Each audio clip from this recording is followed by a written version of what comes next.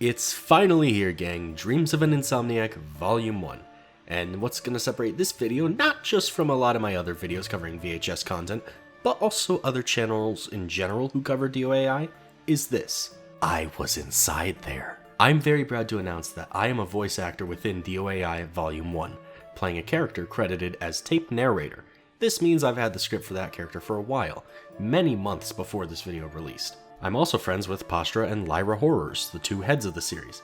Although Zach would keep things under wraps so as not to spoil us on the lore of the series, or what would happen, every so often myself and plenty of his other friends would get updates about the volume's development. So to put it simply, even if I wasn't privy to everything in DOAI Volume 1, I feel like I just knew a lot more about it going into it. That said, to say I was surprised is putting it very lightly. DOAI Volume 1 is an easy contender for the best single analog horror video I've seen in a long time. I'd put DOAI as a whole so far alongside Vita Carnis as my favorite analog horror series. But I have to admit that my connection with Zach kinda makes me biased enough to call DOAI my true favorite. Also, fun fact, my video covering Volume 0 is currently sitting at more views than Volume 0 itself, so if for some reason you haven't watched DOAI yet, please do so now. I promise my video will still be here by the time you finish watching it. If you're still watching, I'm assuming you've already seen Volume 0, the two minor episodes, and then Volume 1. In which case, holy fucking shit guys, have you seen Peak? To briefly recap the series so far, the county of East Ridge has come under attack from a monster known as the East Ridge Demon, an entity that is capable of mimicking its victims and seems to consume them in some way. Why it does this is unknown, as is where it comes from. What we do know is that this town eventually adapted to the presence of the East Ridge Demon, with a foundation forming to combat it and raise public awareness called the Lankman Foundation. Alongside this, an officer named Kenneth Kruger ends up becoming a host to experimentation and publicly labeled as dead after coming into contact with the East Ridge Demon. That just about covers the bare minimum you'll need to understand in order to enjoy Volume 1. But just in case you want a little more, I'm going to paint in some details that might help you understand why this episode in particular is so monumental. Volume 1 is the second full episode of DOAI after Volume 0 set up the world, and the two shorts painted a further picture surrounding how the county of East Ridge reacted to the presence of the East Ridge Demon.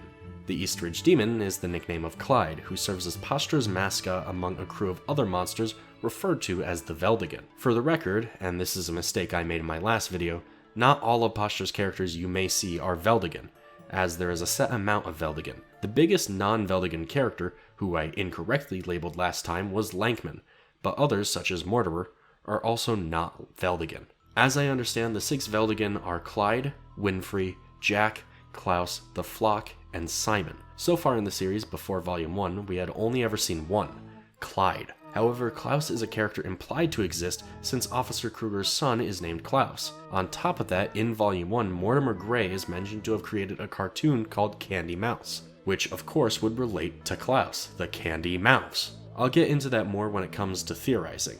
For now, let's move on to the meat of this video, explaining what happens within Volume 1, what I believe it means, and lastly giving what I believe is a strong theory based on everything we've seen so far. So, let's get started.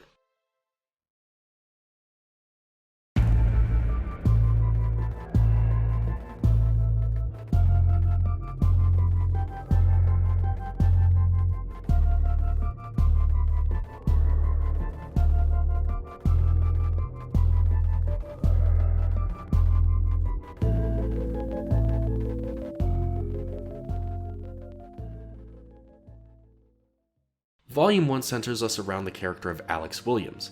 Alex Williams is a character originally introduced in Volume 0 as one of the first ever witnesses of the Smiling Snatcher. It's not clear how much Alex saw, but it was after this initial interview that Alex was offered protection through a new line of work, the Lankman Foundation. The Lankman Foundation was started by Herbert Lankman, a doctor who had inherited the wealth of his father and reopened the previously abandoned Lankman's Asylum, which would go on to become a place for victims of Veldigan attacks to be rehabilitated. Fun fact about this specific scene with the cartoon of Lankman, this Lankman is not too dissimilar from the normal version of him often seen on the Pastra channel, and is even voiced by Pastra himself. However, that is because in-universe, Alex was hired to voice the cartoon Lankman. It felt like I was under constant house arrest. You don't know me, but I certainly know you. This is all coming straight from the creator of the series, by the way, so if you're wondering where I got it from, that's Pastra's words. We're then actually shown what this rehabilitation includes, starting with the abduction of the victims. Herbert Lankman has the police in his back pocket, so when a woman calls screaming about men with bandages around their head and goggles, the police just hang up on her. These men with goggles abduct this woman from her home. These are the caretakers, and the best way to describe them is that they're Lankman's task force. They supersede the asylum staff, dress themselves to be similar to Lankman's appearance, and they carry out his less than moral biddings. Alex goes on to describe how this treatment was disgusting to him, but he had to let it slide because no one wanted to stand up to the caretakers. We then find out about something that separated the Lankman Asylum from any other facility like it. A quote, state-of-the-art hallucinatory environment. Yes, that comes right out of my script. And yes, this is where my character takes over. I explain how these goggles that the caretakers and other asylum staff wear are there to prevent the hallucinatory environment from affecting them. Alex goes into further detail about how he despises the caretakers before revealing that he actually found the woman who had been kidnapped before. She was frantic, terrified, and spoke about a room called Room 66, something that shouldn't exist given that the asylum only has 65 rooms. Lankman hears her spill the beans on this room, and she's never seen again, or at least never seen alive again.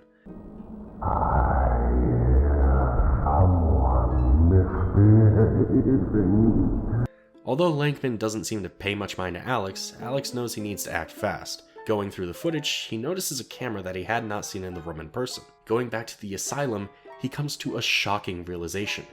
The goggles don't work. When wearing the goggles, or not wearing them, you are still at the mercy of the hallucinatory environment, meaning no one, likely including the caretakers, knew about this. The only way to actually see what was happening in the asylum was through the lens of a camera. So Alex returned and found Room 66 by using a video camera. Inside, he finds a dead body, reduced to flesh and bones, and a Veldigan. Winfrey. Lankman approaches from behind him, and Alex sees for the first time ever Lankman's face, horribly disfigured and twisted, with his skin more so resembling cloth stitched together. As you can actually see in this concept art, Lankman is pretty mechanical, although he definitely has a lot of fleshy bits in there, and this is still his skin. Lankman lets Alex go, but Alex knows his time is limited. This is why he put this tape together, to combine everything he'd need in the likelihood that he goes missing. The last thing Alex tells us is that he has to talk to a specific someone, and once that's done, he's in real danger. We get a little subtle gesture that even in this moment he may be being watched before Volume 1 ends. So to briefly summarize, Alex is hired by the Lankman Foundation after being one of the first people to learn about the Veldigan. While he's there, Alex finds out the Foundation is abducting quote-unquote Veldigan victims and using a hallucinatory environment to cover everything up. Finally, he learns that Lankman has been keeping and even feeding a larger Veldigan named Winfrey, and Lankman himself has been severely altered in some way. A lot happens in this volume, and it happens really fast, so hopefully these little spark notes keep you on the right track. So let's get into what I think Volume 1 is telling us about the world of DOAI.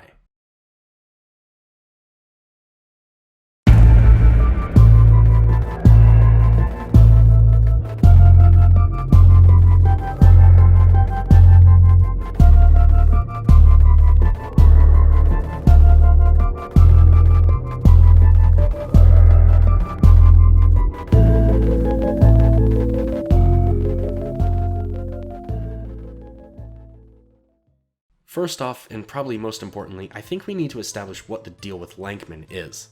Lankman is a character who's not just integral to the Pastra channel, but to DOAI it seems. We've had hints of him previously, most notably this pair of red eyes in another video, and the ending of In Loving Memory. I think it's all but confirmed by now that the doctor in the end credits of this episode is Lankman. This implies that Kruger was yet another character that Lankman abducted and brought to the asylum. For what purpose, we don't know yet. A big piece of the puzzle we're missing at this point is the why behind what Lankman is doing. Why is he abducting people? Why Kruger and then some woman just in her home? The answer to that I think lies in his face, which we will talk about later on.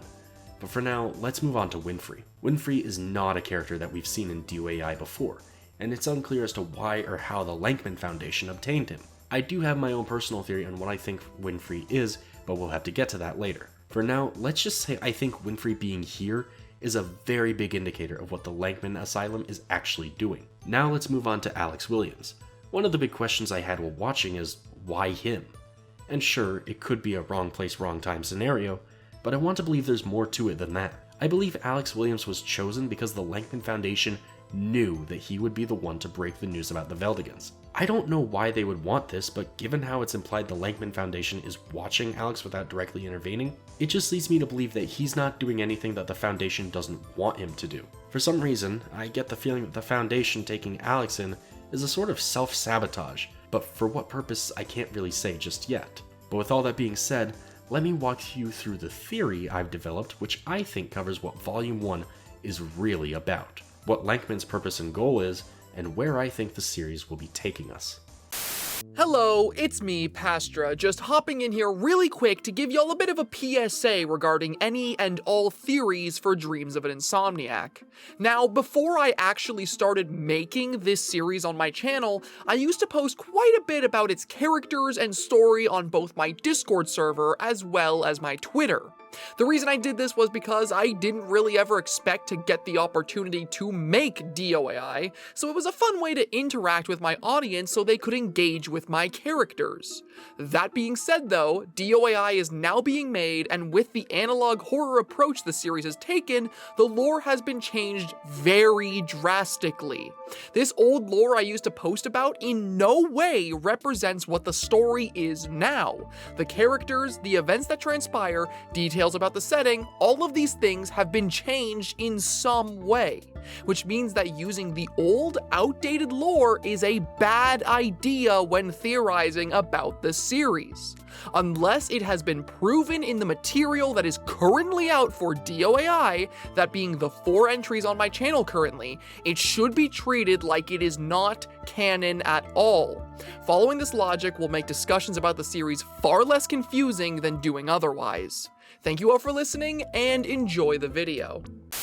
Herbert Lankman was a trust fund son to his father when he encountered a life form, Clyde the Smiling Snatcher. This encounter with Clyde left Lankman with a brutally disfigured face, not dissimilar to how Kruger's encounter led to disfiguration as well. Seeking revenge, Herbert decides to open the Lankman Foundation, a foundation dedicated to at first protecting the public from the Smiling Snatcher, otherwise known as the Eastridge Demon. I should have brought that up before branching into the broader species, the Veldegan. Given how immune Clyde is to just about any form of attack, Lankman begins research into what a Veldegan is capable of, leading to the kidnapping of Kruger and quote-unquote Veldegan victims, and bringing them to his asylum. With Kruger, it's very possible that Lankman was looking for a cure of some kind, given that they would both have had the same kind of disfigurement. With the woman in Volume 1, it's much more likely he picked her specifically for experimentation with Winfrey. It's not clear what this experimentation is, but the second time she goes to see Winfrey, he devours her. But where does Winfrey come from? In my last video, I theorized something major. Given that the name Klaus is brought up one episode, and we even hear a reference to Candy Mouse in this volume, it leads me to the belief that human beings can become Veldegan. That's what I think Winfrey is. Whoever Winfrey was likely another individual the caretakers abducted, and someone who Lankman had turned into a Veldegan. I'm not convinced though that Lankman will be behind every Veldegan in the series, as the only one we know he has a connection to is Winfrey, and the only other we know he's even aware of is Clyde. Speaking of, if Veldegans were at some point human, then who was Clyde? How did they become the monster that they are now? Well, that's a good question. Unfortunately, I don't really have an answer to that one yet, outside the possibility that Lankman also created him. I mean, that doesn't seem totally unlikely if he's the one who created Winfrey, but I have a hard time trying to justify why Lankman would create Clyde in the first place. But one piece of the puzzle I wanted to bring up is that the Veldegan, for the most part, have incredibly human names, which is part of why I theorize that they used to be humans. Think about it. Unless DOAI changes who is and who isn't a Veldegan, then the 6 we should see would be Clyde, Winfrey, Jack, Simon, Klaus, and the odd one out, the Flock. It's possible the Flock may be a Veldegan born from a different way than a human, but I'd be fairly confident that the rest of these guys were human at some point. I mean, I'm gonna be very surprised if these Klaus and Candy Mouse references don't eventually lead us to finding out how Klaus Kruger became Klaus Mouse. Which actually leads me to what I think the next episodes will be.